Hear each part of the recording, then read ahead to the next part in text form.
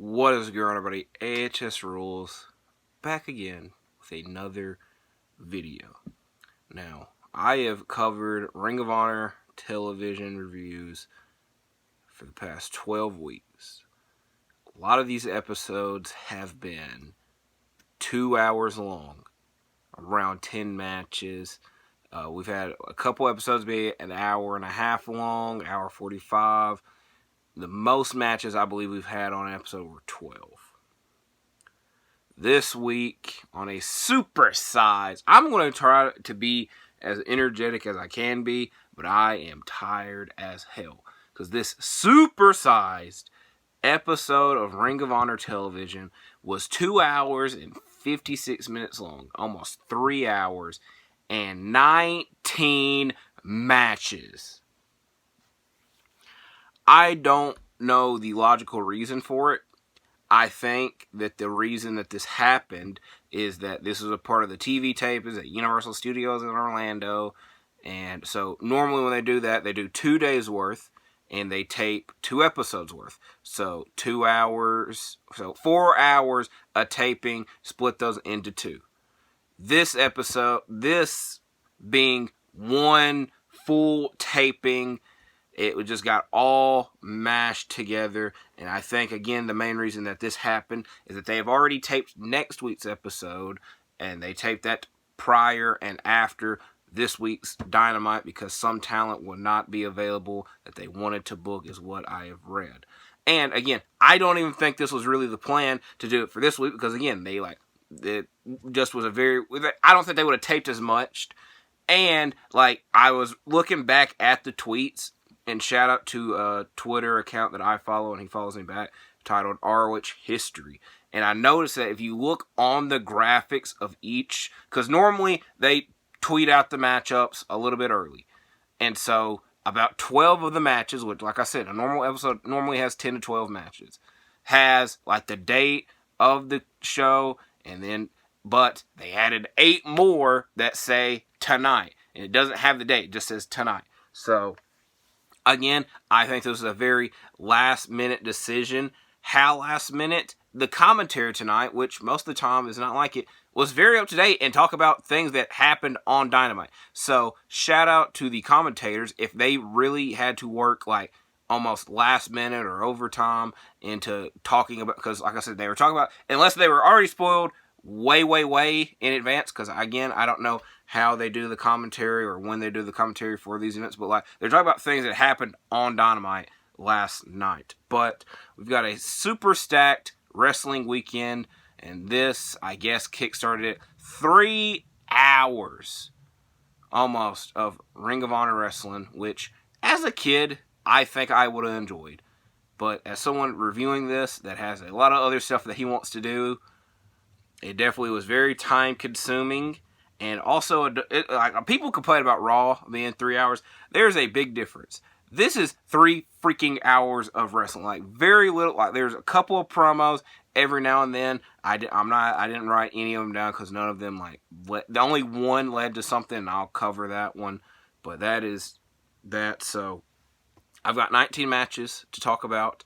If I stumble, this was a long show. It very much got to the point where in the last couple matches, I was just misspelling word after word. And I was like, I hope I don't stumble in this. So I got 19 matches to go through. And here we go. The opening contest was J.D. Drake versus Mark Briscoe. They both chop each other to start the match, with Drake getting the advantage. But Mark fights back, including a corkscrew to the outside. Once they get back in the ring, it's more chops by J.D. Drake. Mark eventually hits a Uranagi that was followed by a J-Driller attempt. But Anthony Henry pops up on the apron and leads to Drake hitting a moonsault for a 2 count. But Mark wins the matchup once he is able to hit a Spicoli driver followed by a Froggy Bow. Yes, I was gonna a cheap plug. I don't like breaking up when I start talking about the match. Then start talking about something else because I like talking about the schedule. But Mark Briscoe will be involved in Double or Nothing this weekend, and I plan on having my Double or Nothing predictions up very early Saturday. That way Sunday I don't have to worry about anything. Hopefully you would watch my predictions on Saturday. It's going to be another supersized thing because I'm going to do my Night of Champions prediction in the same video. I know there's going to be a little bit on the edge of when Night of Champions is actually happening and my predictions, but to be fair, not the most excited about Night of Champions when Double or Nothing I am. So it's just something that we will talk about tomorrow. Next, a proving ground match. Claudio Castagnoli versus Serpentico.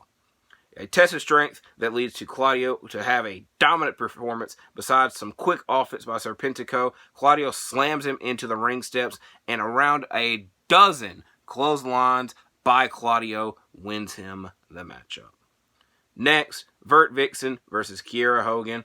Athena is watching the match from the stage, and it is a very back-and-forth match that Kiera Hogan wins with a Saito suplex. After the match, Athena pushes Hogan once Vert Vixen is kind of the, I don't know the best way. It's like Vert Vixen was on the ground, and so Athena pushes Kiera into Vert Vixen, and she falls down, which I guess most of the time if you get pushed, you're not going to be guaranteed to fall down, where if somebody's on the ground and you're kind of guaranteed to fall down. So a bit of a weird. I was like thinking, like, was Vert Vixen like really needed for that? And then I was like, well, if she wants to end up on the ground, yes. Also, I've got to avoid all these little like side talks because then we would be here forever. Next, a very good matchup: Kyle Fletcher versus AR Fox. Again, I was just saying, kind of need to avoid these side talks. I feel another reason that they probably wanted to go ahead and finish these tapings and like move on to a next set is because a lot of the stuff is outdated that happened at these tapings. So, Tony Deppen competes later. He has been injured, get well soon, for quite a minute, which is just, again, very weird timing. Kyle Fletcher and Mark Davis have now signed with AEW, but they relinquished their New Japan championships due to injury to Mark Davis, but they still came out with them. And then later on, Willow Nightingale won the New Japan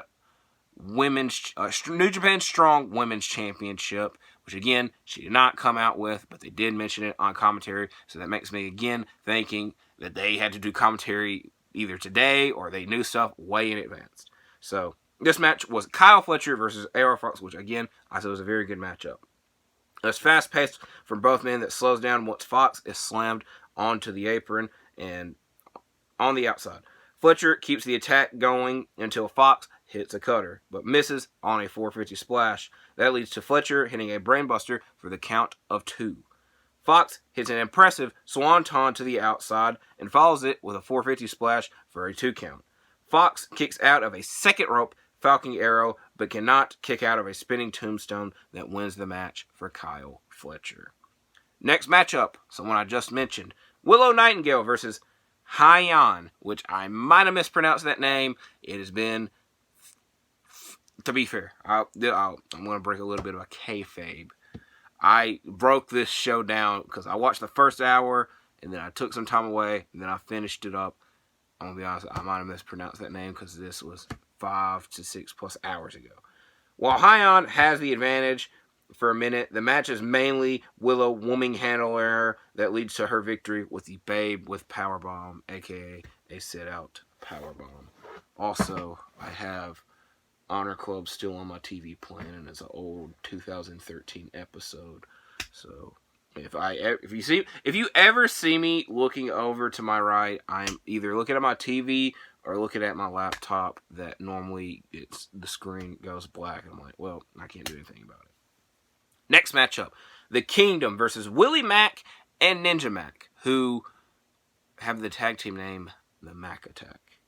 Taven and Willie start the match off with the beginning of the match with the Kingdom keeping Willie on their side of the ring, but once Max tags, I did it. Once Ninja Mack tags in, the same thing happens to him. However, Willie slows it or shows a dominant side of him once he is able to get tagged back in, and Ninja Mack does this is a very impressive move, so I don't want to mess it up, but he does he does 3 rotations and then does a moonsault to the outside onto the Kingdom. And then the Macks, both of them, hit a 3D. They didn't call it a 3D, but it's essentially a 3D onto Taven, who was not the legal man in the matchup. and then this confuses the Max, and the Kingdom win the matchup with the Proton Pack on Ninja Mac, who was the legal man. So, again, very good matchup. Next, Mercedes Martinez versus Dream Girl Ellie. This is the most dominant, one-sided performance on the matchup, as Mercedes Martinez dominated, mainly with a lot of knees, and she won with a sleeper hold.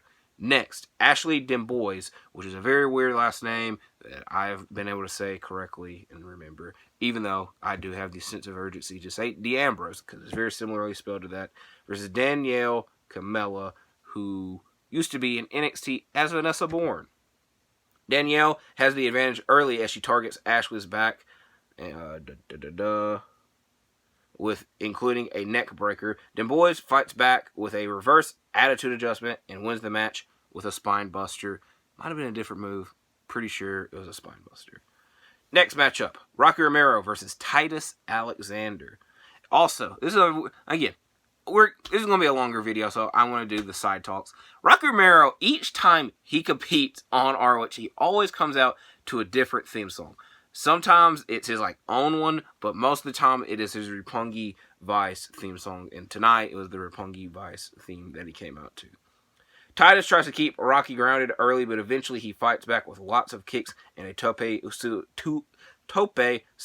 to the outside, and eventually wins the match after he sets up an armbar from the second rope.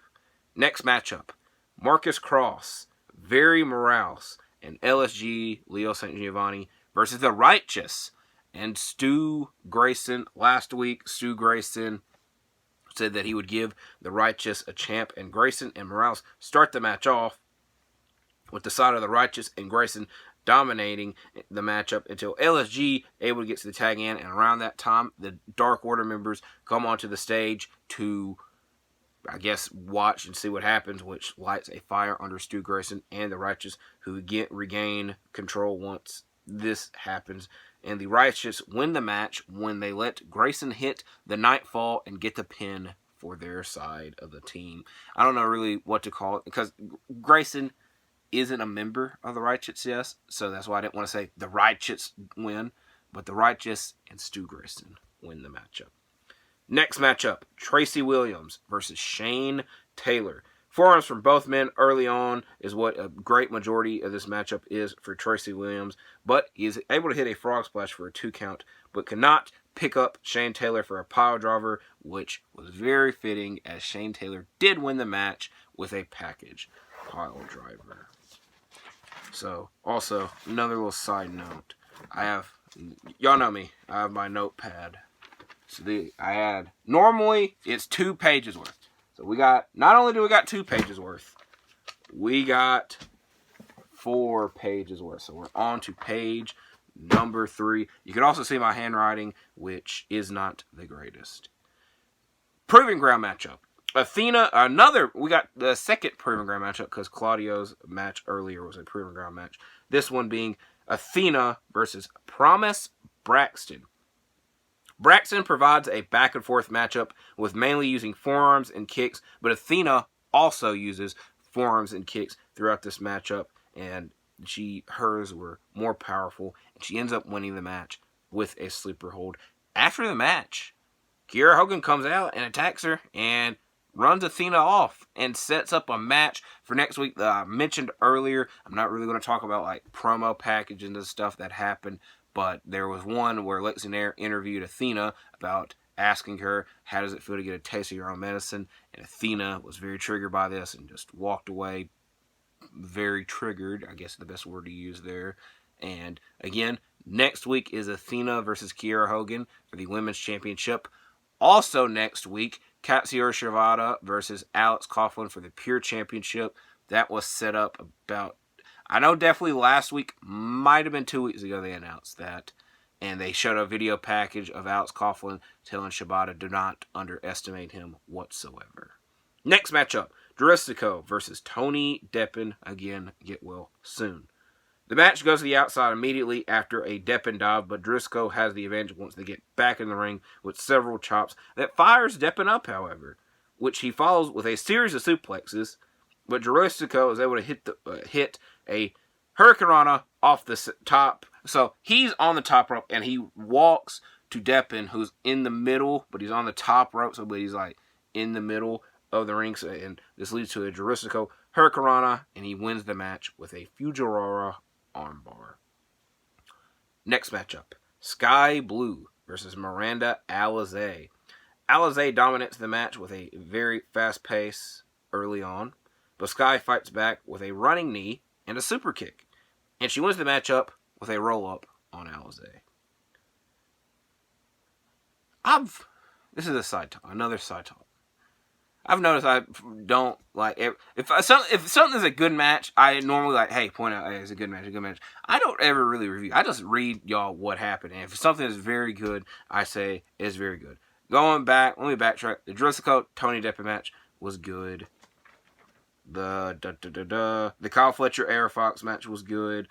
Romero Titus Alexander was good. Tracy Williams, Shane Taylor was good. So I kind of forget to tell y'all, hey, what's the good stuff? Because sometimes I get so caught up in like making sure I read what actually happened that I forget to sometimes review. So, and like, I guess I don't like really critiquing because I don't like being, I feel a critique as being very negative. And if something is bad though, I will obviously point it out because the best thing that I could provide is the truth. But sometimes the truth hurts. But nothing on this show was like god awful bad. It was just a long freaking show.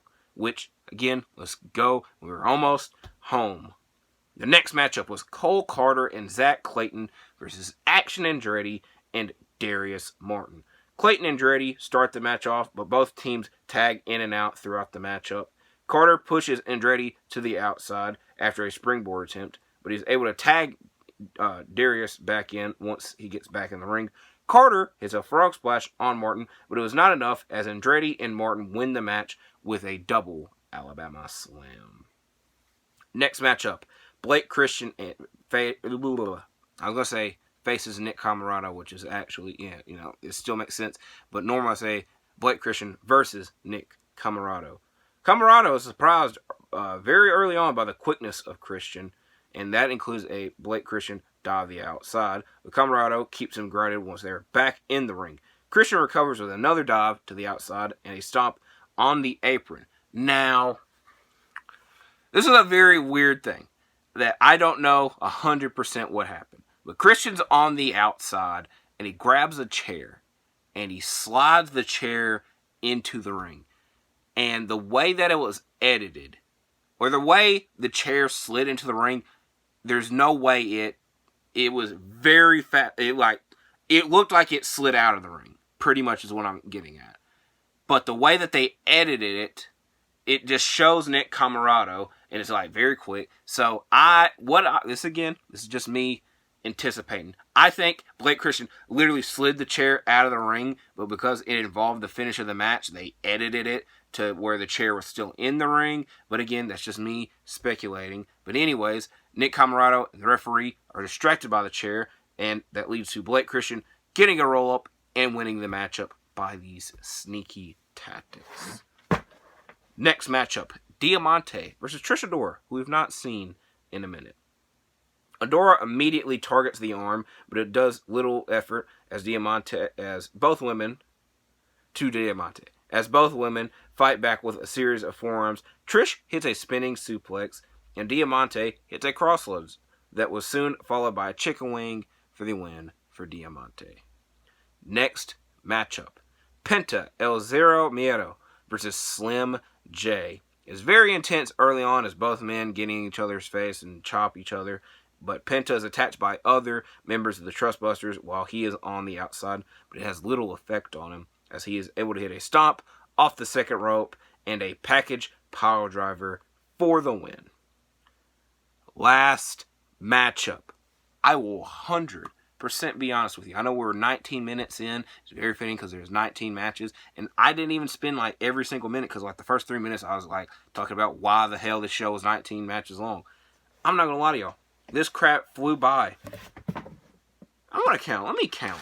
1, 2, 3, 4, 5, 6, 7, 8, 9, 10, 11, 12, 13, 14, 15, 16, 17, 18. Yeah, it was 19.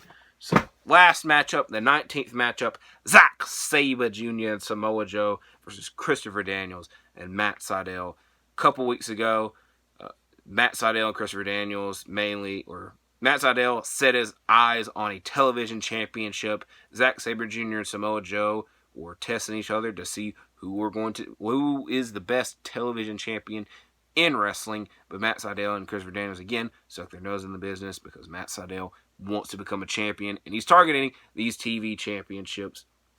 And if Daniels and Sydal were to win the matchup, Sydal could have got a chance to face a television champion. Is that the case? Let's find out. Sydal and Sabre start the match off. Sabre tags Joe in after Sydal gets the upper hand, and then this leads to Sydal and Daniels double teaming on both their opponents. But the same thing happens as Sabre and Joe double team on Daniels, and a majority of this matchup is them beating up on Daniels.